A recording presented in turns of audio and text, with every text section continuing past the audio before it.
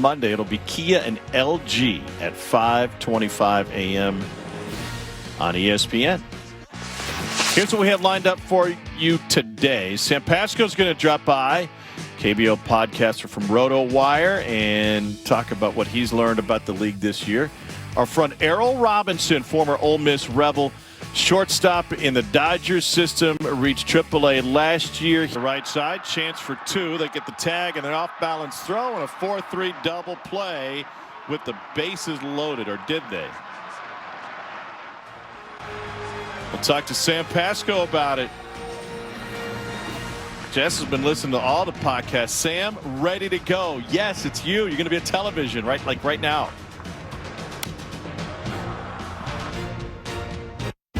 Give us the rivalry. 5800 today. Sidearm podcaster Sam Pasco joins us now. Hey, Sam, how are you? I'm curious, since you appeared with us, I guess it was last week. Time's kind of running away from me. Tell us about your newfound celebrity since your first ESPN appearance. Oh, no, it's been great. A couple Twitter followers. I got a new Twitter photo as well, since I got to do the screenshot. So got to do that. Got the new banner as well. So you got to flaunt it in the Twitter bio. I mean, that's why you do. That's why I play the game, you know? It's exactly right. You do it for the gram.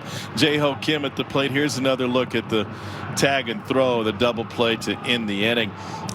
What's new in your world on the KBO side as the podcast continues? What have you learned lately?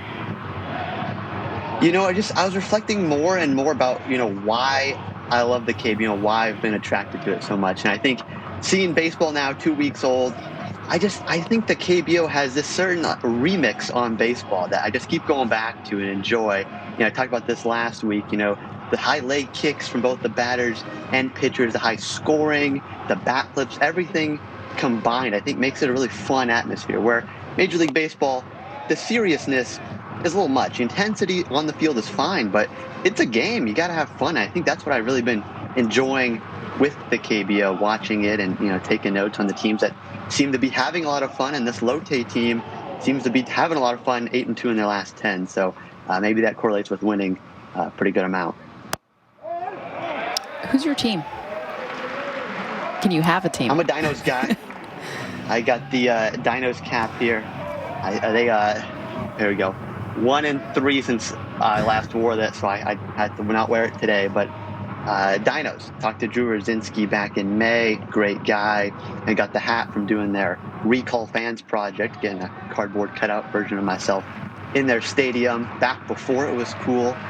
So that I got to say, Dinos are my team right now. Well, you picked a good one. I'm sporting the jersey. Yeah, no, and I feel like a front runner because I got it midway through the season and started wearing it. But I'll wear a jersey of anyone KBO that sends me stuff. But they sent me some stuff a while ago, so that's why I sport it. You're after my own heart. Yeah, we'll wear whatever gets sent. I'm just a fan of KBO. I mean, Lotte Giants were actually the team that I loved in the beginning. Mina Kimes wrote a great piece a few years back on the fans and everything that's there, and so that was probably the team. But I'm telling you, NC sent me the gear. I will definitely wear it. Sam, I'm interested too, just in your love for baseball. It comes across, obviously, the coverage you do with the Giants, with KBO. How did you begin? What was your path in covering baseball? Just started volunteering at this local community station here in San Francisco, KXSF 102.5 FM. And they didn't really have a sports department there, so I was able to kind of form that and was able to be credentialed at the Giants. And that was kind of the start for it there with Bruce Bochy's last season back in 2019.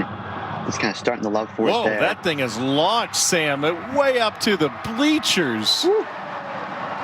Park's fourth home run, the bat flip was the first key, but that one ended up 20 rows deep. Not bad for the 8-hole, huh? Yeah. This Bears team, they got that offense. They can do it at any time. I think you're just getting to this pitch. I mean, this was looked up and in, and a no doubter, I think, got the courtesy jog from Asap Sun out in right field, but as soon as this ball was made contact, it was going to be 20 rows deep out in right field.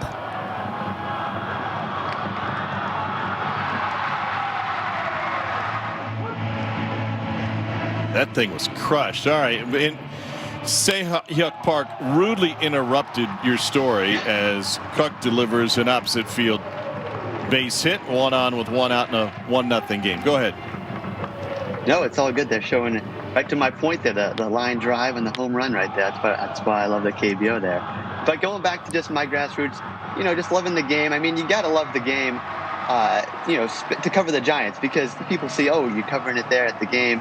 You're there for 8 hours. You're not there just to watch the game. It's a whole process, talking to players beforehand, afterwards, getting all the notes, figured out and everything you want to tell with your story. So I think just kind of that grind, kind of even more ingrained in my love for the game there, and really appreciating it, being able to play high school baseball while also seeing, the inside look at these players. You can really appreciate, the athletic feats they're able to do, which, just further heighten my love for the game.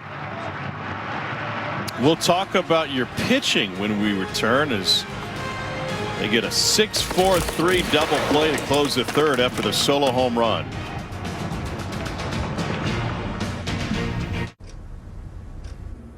Goes in 13. How about that? Sam Pasco joins me and Jessica Mendoza. Sam, you were talking about this unique situation that you have covering Major League Baseball, paying attention to the KBO, covering that as well, while you wrapped up your high school career on your way to Penn, where you will walk on to the baseball team. So where do you find time to continue to throw when you're at the ballpark 8 hours a day, and how often are you playing? I'm trying to play catch, 3 to 5 times a week. I'm finding that a little more break in between, a couple intense sessions kind of helps set my arm out, kind of keep it stay healthy. I think it is tough. I do a couple late night sessions and some early morning sessions as well. So you're talking, 7 in the morning or even 8 at night. It gets pretty dark here in San Francisco, but you try to manage, you try to go quick before you lose the ball in the darkness there. I think Jessica would be interested in your development as a pitcher, kind of as a high schooler, how you reinvented yourself. Can you walk us through that story again? Yeah, so I was trained by USF's Adam Simber back when he was just a minor leaguer. Now he's with the Indians, a relief pitcher for them, setting up Brad Hand. And he's a submarine side armor, so I worked out a lot with him and kind of working up through Little League and then early high school. You didn't really need to drop down. I was pretty good enough. I can say that I was good enough just to throw over the top. Didn't need to throw that hard. But now the next level, I did a couple of showcases last summer that you kind of got to step it up. And a lot of guys, they throw hard already from over the top. Everyone can pretty much do that. But having that kind of quirk now from dropping down to the side, little Darren O'Day, Joe Smith action, being able to lower it down and give the batter a different look that they're not used to seeing.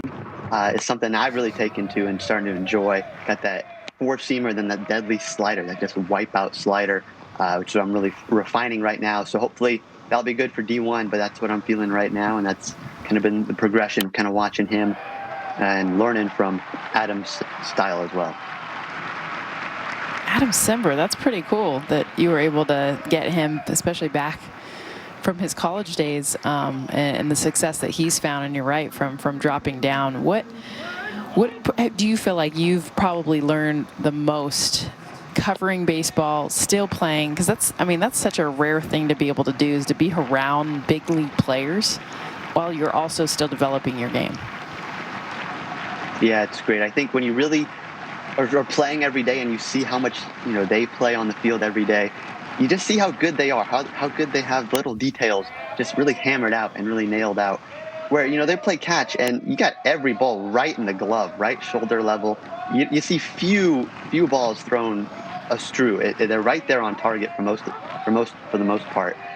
So I just kind of, you want to emulate that, kind of repeat that motion. So it is cool just kind of being around that. It's more of an energy thing than specifically picking up on one or two guys. It's more of just seeing, these are the guys that made it, and these are the guys that, they're doing something right. So you kind of want to just take in that energy and that flow that they give off.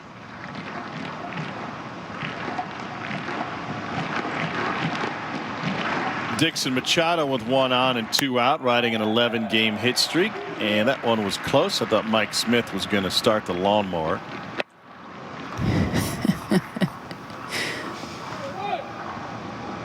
think they wanted the swing. He does hold back. Machado. Barely.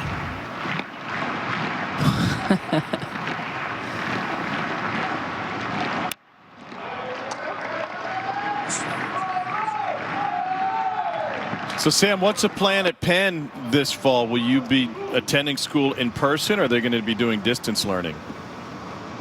The plan is for freshmen to be on campus, and I think we pretty much just stay to our dorms. There's a certain protocols where you can go to the libraries or certain specific common areas, but largely it's online learning in your dorm, which will be an experience one way or another. So I'm looking forward to it. Well, it'll be perfect. You'll get in the dorm, and we can put you on to cover more KBO once you get to campus this fall. Thanks for being with us, Sam Pasco. You can follow him on Twitter. Arguments on the field.